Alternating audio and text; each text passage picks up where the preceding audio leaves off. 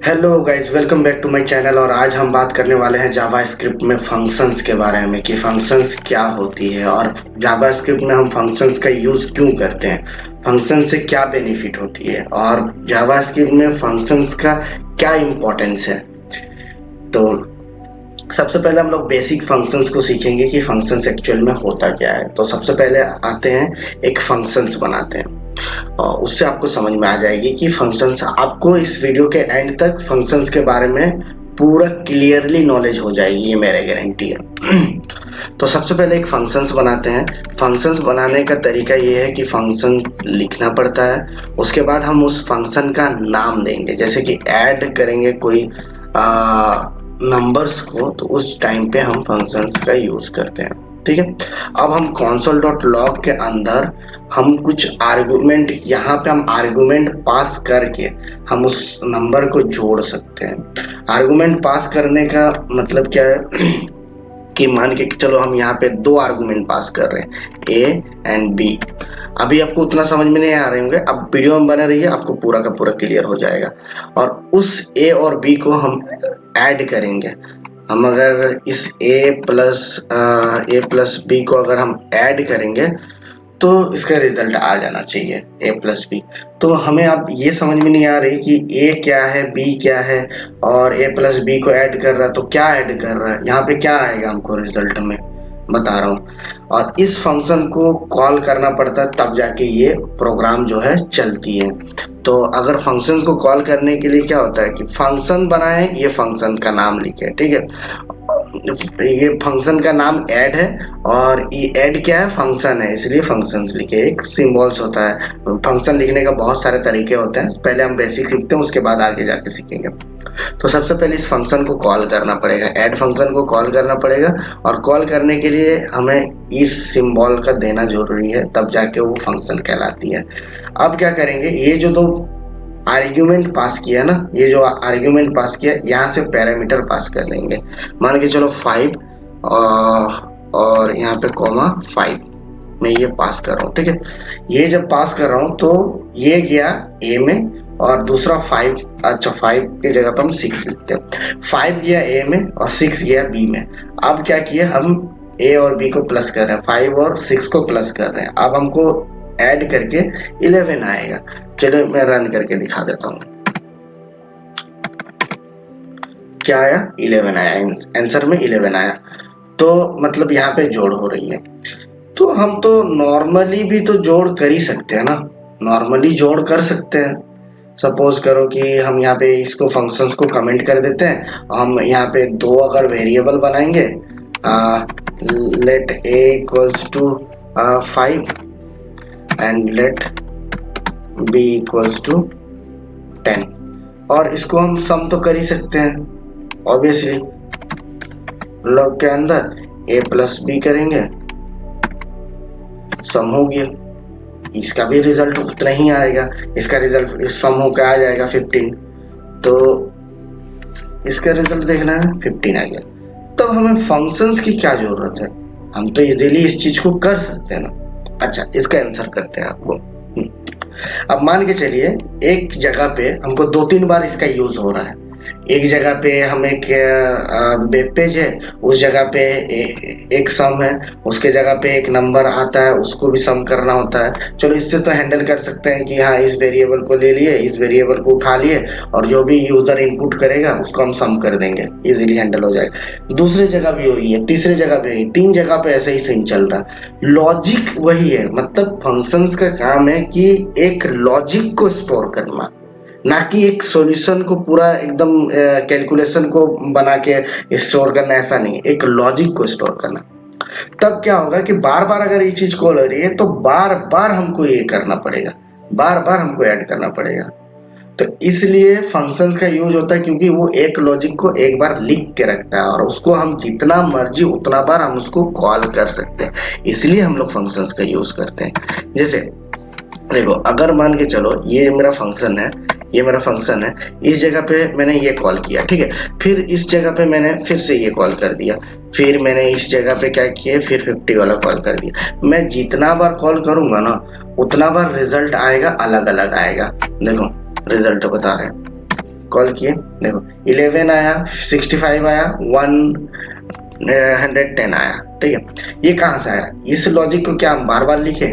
नहीं लिखे, एक बार लिखे, उसमें हम बार बार कॉल कर दिए, तो फिर ये आना स्टार्ट हुआ और आराम से शो हो रहा। तो ये बेसिक फंक्शंस तो हमें समझ में आ गया कि फंक्शंस का हम लोग क्यों यूज करेंगे और किस तरह से लिखा जाता है, सिंपल सा तरीका। लेकिन एक चीज आप नोट करो कि क्या हम इस फंक्शंस को, मतलब ये क्या हम सही वे में लिख रहे हैं? बिल्कुल नहीं, ये सही वे नहीं है। यहाँ अगर हम console.log करेंगे तो फिर हम उस चीज को एक्सेस नहीं कर पा रहे प्रॉपर तरीके से।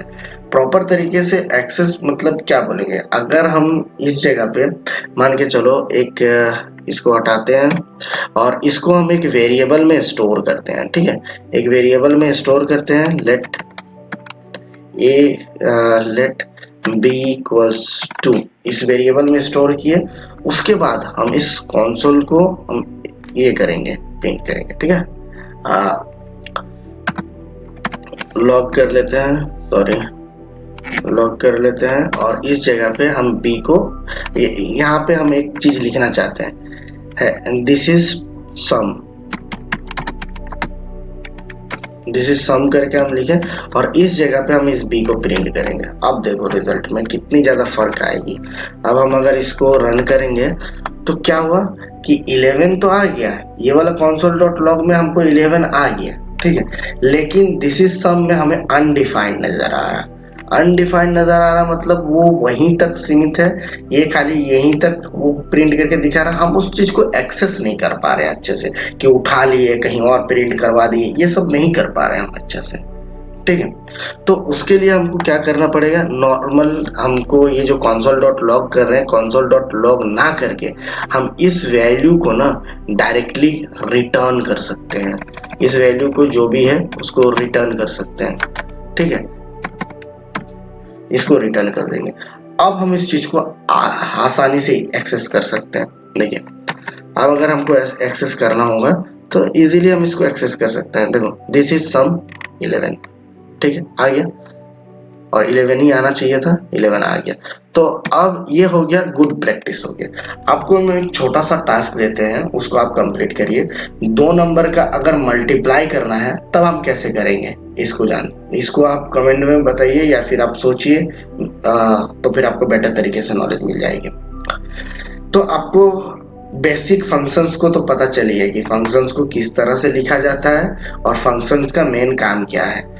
अब एक और सबसे बड़ा चैलेंजिंग पॉइंट है फंक्शन का, नहीं तो फिर फंक्शन यूज करके हमें क्या फायदा। क्या हम ये 2 नंबर को ही लिख सकते हैं? नहीं, बिल्कुल नहीं। हम यहाँ पे 3 नंबर भी लिख सकते हैं। सी आर्गुमेंट यहाँ पे लिए और इस जगह पे हम क्या किए, एक और प्लस करके सी कर दिए, ठीक है। और इस जगह पे हम यहाँ पे फिर से एक 5 कर देंगे। 10 16 आंसर आना चाहिए। तो इस जगह पे आप इसको हम रन करके देखते हैं। रन किए, दिस इज सम 16 आया, तो मतलब 16 वैल्यू आ रहा है। तो एक चीज आप देखो, क्या हम यहाँ पे जितना भी आर्ग्यूमेंट पास करेंगे, मतलब पैरामीटर पास करेंगे, सबसे पहले तो जानो इसको बोलते हैं आर्ग्यूमेंट, इसको बोलते हैं पैरामीटर।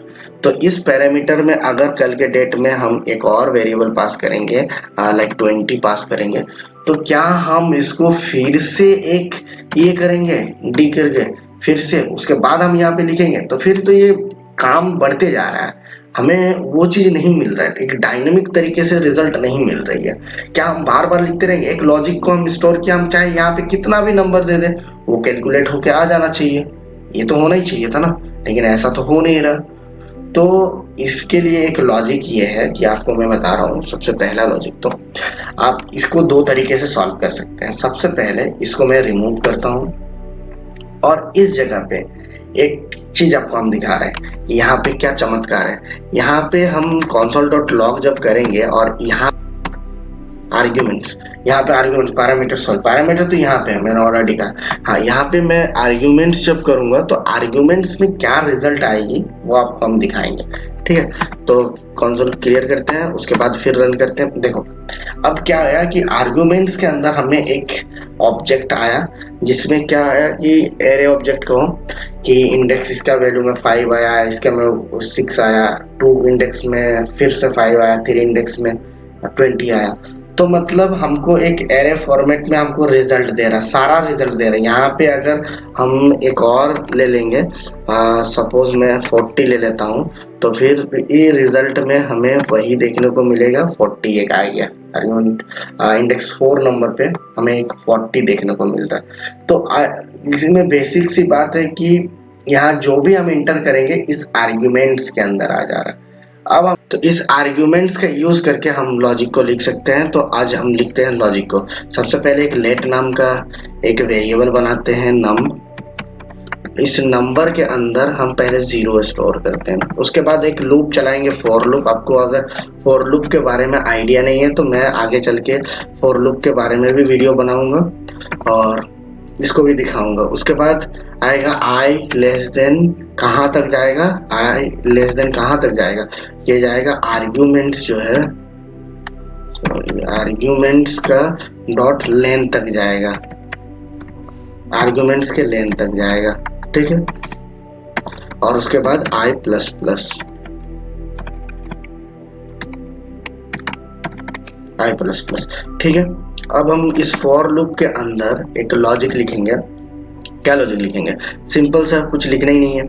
इस लेट के अंदर ये जो नम है, अब हम इसको नम प्लस ऐड करेंगे, किसको, इस आर्ग्यूमेंट को, इस आर्ग्यूमेंट को ऐड करेंगे एरे ऑफ आई। अब ऐड हो गया। अब क्या करेंगे, इस जगह पे हमें रिटर्न कराना होगा, रिटर्न कराना होगा किसको, इस नम को, इस नम को रिटर्न करा देंगे।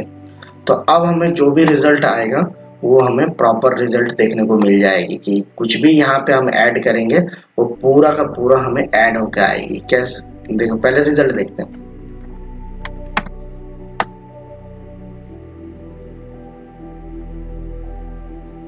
क्या रिजल्ट आ रहा, can not be for initialising number, okay. अच्छा यहाँ पे लेट लिख दिए, लेट नहीं लिखना है, ऑलरेडी लेट मतलब फिर से इनिशियलाइज हो रहा है एक अलग वेरिएबल में, तो वो नहीं होना चाहिए। हमें इसी वेरिएबल का ऊपर जो यूज किए हैं उसी वेरिएबल का यूज कर रहे हैं और इसी नम के अंदर इसको पास कर रहा है। अब देखो रिजल्ट आ जाएगा, आ गया 76 आ गया। अब अगर हम इसको और एक नंबर को ऐड करेंगे तब भी हमें रिजल्ट आ ही जाएगी 126। अब अगर हम इस दो नंबर को ऐड करेंगे 5 और 6 को तब भी हमें रिजल्ट आएगी। तो अभी रिजल्ट आ गई 11। तो आप समझ रहे हो एक फंक्शंस का क्या रोल है, रेस्पॉन्सिबिलिटी है, आप समझ सकते हो। एक मैंने कोड लिखा और उसके बाद हम चाहे कितना भी नंबर को लिख रहे हैं वो सारा का सारा आर्गुमेंट्स के थ्रू ऐड हो जा रहे हैं, चाहे जो भी नंबर हो। यूजर जब आएंगे कुछ भी नंबर लिख सकते हैं, एन नंबर तक लिख सकते हैं, 10 डिजिट का नंबर, 20 डिजिट का नंबर या को प्लस कर सकते हैं, एन नंबर तक नंबर को प्लस कर सकते हैं यूजर आके। तो क्या हम सबके लिए एक अलग अलग कोड लिखेंगे, हम डायनेमिकली हैंडल किए इस तरीके से। और ये पॉसिबल कब हुआ, क्योंकि फंक्शंस के वजह से। फंक्शंस नहीं होता तो हम कैसे करते, तो इसलिए फंक्शंस का रोल और रेस्पॉन्सिबिलिटी बहुत बड़ा है। आई होप कि आपको इस फंक्शंस के बारे में बहुत अच्छे समझ में आ गए होंगे। ये तो फंक्शंस का बेसिक था। आगे चल के जब हम लोग प्रोजेक्ट्स बनाएंगे तो फंक्शंस को और अच्छे तरीके से समझेंगे। हम लोग इस फंक्शंस को और भी तरीके से लिखते हैं, ये तो नॉर्मल फंक्शंस लिख रहे हैं ना। इसके बाद हम लोग एरो फंक्शन भी लिखते हैं। एरो फंक्शंस अब मैं ज़्यादा बताऊंगा नहीं, लेकिन लिखते कैसे हैं हम बता रहे हैं। कॉन्स्ट किए, एक वेरिएबल में स्टोर कर दिया, मान के चलिए वेरिएबल का नाम एक मैंने फंक रख दिया और उस वेरिएबल को मैं एक फंक्शंस दे दिया। इस तरीके से एरो फंक्शंस लिखा जाता है। ये हो गया, ये भी एक फंक्शंस लिखने का तरीका है। आप देखिए यहाँ ये भी एक फंक्शन लिखने का तरीका हुआ, यहाँ ये भी एक फंक्शन लिखने का तरीका हुआ। ऐसे बहुत सारे तरीके हैं, 3-4 तरीके हैं जो फंक्शन जिसके थ्रू हम लोग फंक्शन को लिख सकते हैं। खैर ये सब हम लोग आगे जाके पढ़ेंगे, अगर एक साथ में ये सब पढ़ना स्टार्ट करेंगे तो फिर दिक्कत हो जाएगा। हमने बेसिक सीख लिया कि फंक्शंस का क्यों यूज करते हैं और फंक्शंस कैसे रन करता है, फंक्शंस को लिखते कैसे हैं, फंक्शन लॉजिक को कैसे स्टोर करता है और फंक्शन का क्या इंपॉर्टेंस है जावास्क्रिप्ट में या फिर और भी लैंग्वेज में फंक्शंस का यूज होता है, तो फंक्शंस का मेनली काम क्या होता है, इसके बारे में हम लोग बहुत अच्छे से सीख लिए। आगे चल के जब ये आप एक दो क्वेश्चंस बनाइए, प्रैक्टिस करिए, आपको मैं एक टास्क देता हूँ, जिस तरह से मैंने ऐड के लिए बनाया उस तरह से आप मल्टीप्लाई के लिए बनाइए। एक और दूसरा ये तो हम आर्गुमेंट्स के थ्रू पास कर रहे हैं, आप और एक तरीका है उसके थ्रू भी बना सकते हैं। उसके थ्रू में क्या करना पड़ता है, एक रेस्ट ऑपरेटर होता है, उसके थ्रू कर सकते हैं आप। रेस्ट ऑपरेटर क्या होता है, ये हो गया, ये मान के चलो ये एक कुछ भी नाम लिख सकते हैं, यहाँ पे रोहित लिखिए, ठीक है। और इस रेस्ट ऑपरेटर के थ्रू एक चीज मैं दिखा दे रहा हूँ और थोड़ा सा हिंट दे रहा हूँ, आगे चल के ये आपका टास्क रहेगा। और इसको मैं जब console.log करेंगे ना, इसको जब लॉग करेंगे, किसको, रोहित को जब लॉग करेंगे तब देखिएगा क्या रिजल्ट आता है।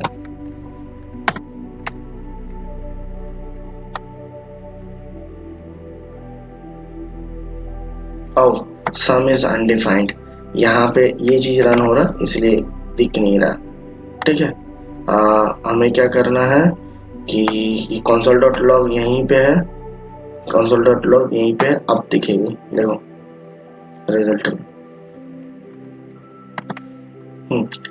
फिर एरे फॉर्मेट में आया 5 और 6, उसमें भी आ रहा था एरे फॉर्मेट में, उसमें भी आ रहा था ना एरे फॉर्मेट में, और उसको मैंने इस तरह से कैलकुलेट किया तो सेम तो ये भी वही है ना। इसको अगर हम इसको हटा देंगे और इस चीज को अगर हम यहाँ से कमेंट करते हैं, इस आर्ग्यूमेंट्स के जगह पे हम यहाँ पे रोहित पास कर देंगे, इस आर्गुमेंट की जगह पे हम अगर यहाँ पे रोहित पास करेंगे और इस चीज को अगर हम यहाँ से कमेंट आउट करेंगे तो फिर सोन लगेगा 11, सम इज 11। ये भी एक तरीका हुआ, हम आर्गुमेंट्स के थ्रू भी कर सकते हैं या फिर हम रेस्ट ऑपरेटर का यूज कर सकते हैं। रेस्ट ऑपरेटर और स्प्रेड ऑपरेटर क्या है हम लोग आगे जाके पढ़ेंगे। इसको अगर हम एक और कैलकुलेट करने के लिए, जानने के लिए कि हो रहा है या नहीं, उसको देख सकते हैं 16 आ गया, रिजल्ट आ रहा। तो ये दो तरीके हैं, आप मल्टीप्लाई का ट्राई कीजिए, उसके बाद ये आपका टास्क रहेगा, तब जाके आपको फंक्शंस थोड़ा और ज़्यादा क्लियर हो जाएगा। और ये सब देखने की ज़रूरत नहीं है, इसको छापने की ज़रूरत नहीं है, आपको मैं समझा दिया हूँ, डायरेक्टली आप वहाँ कॉपी पेस्ट करिए, नहीं हो रहा फिर करिए, अपने आप से सुधारते जाइए, करते जाइए, खुद से सॉल्व करने का कोशिश करिए। जिस टाइम पे खुद का सॉल्व हो जाएगा उस टाइम पे आपको फंक्शंस अच्छे से समझ में आ जाएंगे। आई होप कि आपको ये वीडियो बहुत अच्छे लगे होंगे और बहुत अच्छे तरीके से कॉन्सेप्ट को समझे होंगे। तो ऐसे ही जावास्क्रिप्ट के बारे में अगर पढ़ना है आपको तो मैंने पूरा सीरीज अपलोड कर रखा है कि जावास्क्रिप्ट का डेटा टाइप्स, लेट कॉन्स्ट, उसके बाद जावास्क्रिप्ट का प्रोजेक्ट भी बनाते हैं इस चैनल पे, उसके बाद जावास्क्रिप्ट का इंटरव्यू क्वेश्चन भी क्लियर करते हैं, इंटरव्यू क्वेश्चन भी बताते हैं कि मेनली कौन सा क्वेश्चन इंटरव्यू में पूछे जाते हैं, वो सारे चीज बताते हैं। तो आप अगर जुड़े रहेंगे तो आपको 3 फायदे हैं। एक तो जावास्क्रिप्ट का ट्यूटोरियल आपको मिल जाएगा, 3 महीने के अंदर पूरा ट्यूटोरियल खत्म हो जाएगा। 3 महीने के अंदर जो उस ट्यूटोरियल के जावास्क्रिप्ट में जो क्वेश्चंस पूछे जाते हैं इंटरव्यू में वो आपका क्लियर हो जाएगा। जावास्क्रिप्ट में जो प्रोजेक्ट्स होंगे वो आपको दिख जाएंगे, यहाँ पे उसको प्रैक्टिस करेंगे तो आप जावास्क्रिप्ट को नेक्स्ट लेवल तक लेके जा सकते हैं, आपको बेसिक से एडवांस बना देंगे, आपको इजीली जॉब मिल जाएगा जावास्क्रिप्ट। उसके बाद अगर 1 महीना आप HTML CSS में दे दोगे, उसके ऊपर मैं ऑलरेडी वीडियो बना चुका हूँ इस चैनल पे, आप जाके देख सकते हैं, या फिर मैं नया सीरीज अपलोड करूंगा, वो 3 साल पुराना लेटेस्ट वर्जन यूज करूंगा SEO फ्रेंकली, तो उसको आप इजीली देख के समझ सकते हैं। Thank you for watching this video guys, good bye.